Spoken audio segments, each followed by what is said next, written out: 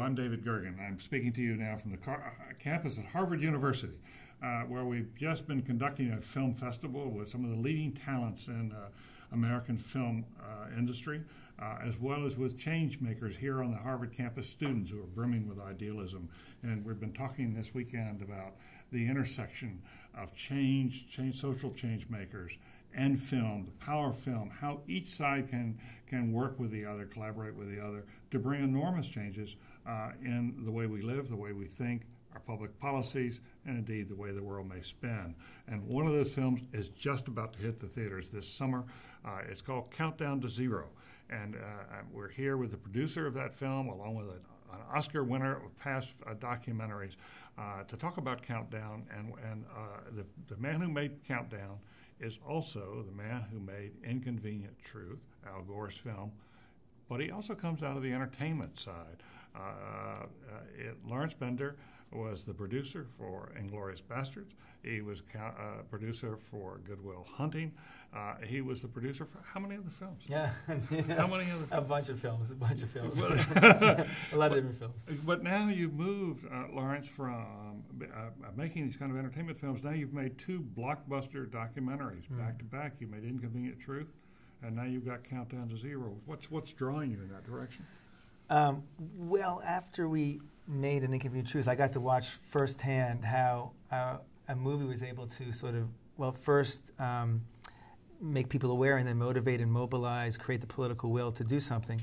And as I was approached by a lot of different people with different topics, I thought to myself, what did I want to take on? And I felt like the nuclear threat is really the other greatest issue facing us in our lifetime that could literally destroy the world. And so along with Jeff Scull and the Global Zero Group, we all kind of came together on this, what turned out to be prescient in terms of what's going on today. Right. Yeah, one of the interesting things was Inconvenient Truth really changed a lot of people's minds about climate change, but the political climate was hard to change. This time you come out with a film about creating a nuclear-free world at the very moment the President of the United States in the White House is moving in that same direction. Yeah, it's just like catching lightning in a bottle. I think we're very fortunate to be able to support an administration that truly has a vision here. And as you know, we've just come from several great groundbreaking things where the president just signed the START Treaty, greatest reduction in a generation of strategic arms. The nuclear posture review came out with a completely different posture. And just now the summit in D.C. with 47 heads of states, the greatest grouping of presidents worldwide in our country since 1945, and moving forward more.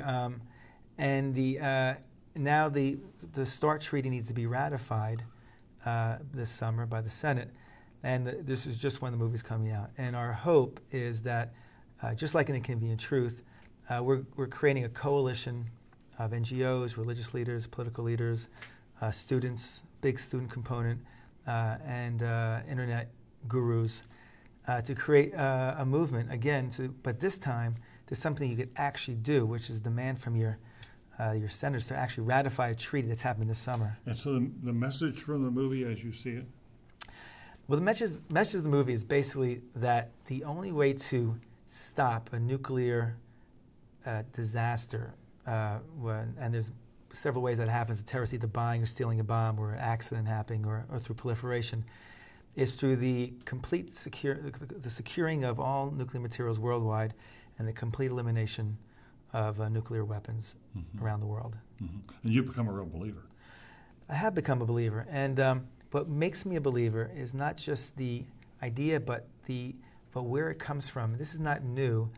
As you know, President Reagan talked about this so beautifully and eloquently, many places, many times, and we have some of his speech in our movie. And you know, as one of the the epitome of a great Republican president, or a great president from a Republican point of view, this is a man who really believed in this. So to me, that makes it possible. Now he laid groundwork. President Clinton laid groundwork. Now we have a president who's actually able to manifest it. He has a treaty signed. He's got these countries together. So I am a believer, but I also feel like it's it is a nonpartisan idea. There's many people. George Shultz is very, very strong on this. Secretary Baker is very strong on this. So there's Republicans in strong standing, good standing, exactly, among conservatives, as well as the liberal president and the White House. Exactly, and it's sort of like, I feel like this is an idea whose time has come. Obviously, right. In the 80s, there was a freeze movement. It was seen as a peace movement by the left, hippies. Nothing wrong with that. But I mean, here we have a situation where there's a Global Zero movement. There is a commission that was created by 23 political and military officials. The plan is a step-by-step plan. It's backed by hundreds of former presidents, national security advisors, military commanders, and it's and many on the right. So it is something that is actually has a real plan, and I think that this movie is a tool to help them sort of push the agenda forward. Fascinating. Bill Guttentag, you as a director have made documentaries, a number of which have been nominated for Academy Awards. You've actually won 2 Oscars. You've won numerous other awards. You've had your films shown in the White House. Do you see these documentaries as sort of as the cutting edge of social change in the future as a filmmaker? Yeah, I feel like, look, I think the reality is people would rather watch than read. And so I think that when you're making a film, you can reach people who otherwise wouldn't, be interested in a subject per se. I did a film recently, to use an example, on the rape of Nan King. And with the Japanese in China. Right, where the Japanese invaded in the 30s in China and killed hundreds of thousands of people and raped tens of thousands of women and girls. And the question is, what gets you engaged? Why are you going to care about this event? And just to give one brief story, at one point while we're doing the filming, the translation stopped. Man was telling me a story and I couldn't understand why. And then I realized, his story was so powerful, the translators were crying so hard they couldn't continue the translation. And at that moment, as a filmmaker, you're saying, wow, I have some sort of dynamite here, some sort of power, that if you can take the power of real people telling real stories, then you can do something with this. And that's what you try to do. And the fact of the matter is, I think people become close to documentaries because they know they're real people telling the stories. As in Lawrence's film, these are real people out there. And you know that they're dealing with real issues. So what I think we try to do is make films that can affect the change and that can inspire people, because often people will come out of film. Like, my daughter came out of Inconvenient Truth, and she was a teenager profoundly moved by the polar bear that didn't have a piece of ice to climb onto. Well, I think, it's yet another kid that is moved and says, okay, well, I see things, about global warming. So you're partly opening them up through their emotions, but once you open up emotionally, then they are open in some of the facts and the logic behind it. I couldn't agree with that more. I think the fact of the matter is you have to connect with an audience emotionally. And once you have them emotionally, then you can inform and you can inspire and you can inspire change. And something that's happening now that's just great, which we've been talking about at this conference, is the democratization. It used to be cameras are expensive and editing systems are expensive, but now people can get their hands on that equipment. They can make a film, they can get it in festivals, and they can inspire others. I don't think there's ever been a better time to be doing this. And do you also see a lot of this moving in a direction, because the economics are tough right, absolutely. Right now for making independent films.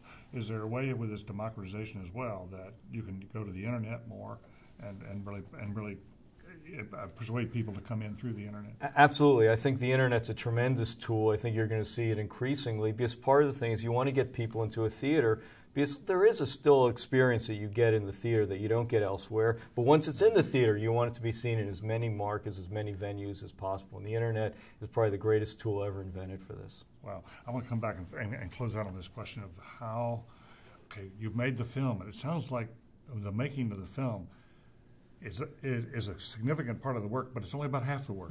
And that the other half is how do you reach people, galvanize people, mobilize them, get them in to watch it, and then make that a part of their lives. So what are you doing with Countdown to Zero?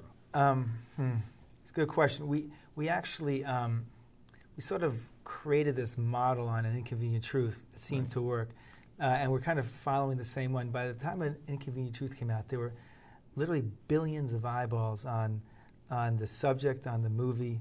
And so when the movie hit the theater, it was So you create a lot of buzz, and a lot of people are anticipating it. We created a lot of buzz, but the way we did that was by engaging religious organizations, NGOs, going to our internet guru friends, and Al Gore in this case went up to Google and made a presentation there, and I screened the movie in Inconvenient Truth for the guys who started MySpace, Krista Wolf and Tom, and we're doing the same thing here. We screened the movie in Sundance. We went to the TED conference.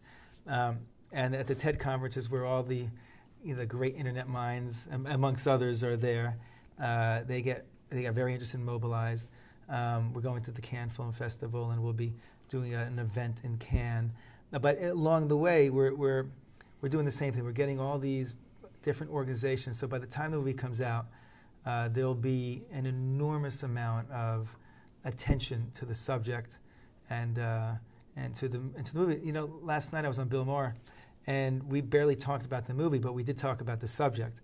And so it's just important to make sure that people are understanding that the subject is an important issue, and then the movie is going to emerge out of that. Well, listen, good luck. Congratulations to you both. And for all of you who are tuning in, you can find far more about this on our website, Center for Public Leadership at the Kennedy School at Harvard. But I will tell you this. I just had a chance a few minutes ago to watch Countdown to Zero. See it. It's an important film. It is worth everyone understanding the threats we face as a people, the threats the world faces, and try to sort out the very difficult questions of where we go from here. But I can't think of a better way to have that film introduced than by Lawrence Bender, and to have a chance to have Bill Guttentag here as well. It's such an extra pleasure. I want to thank you both for joining us, and thank you one and all.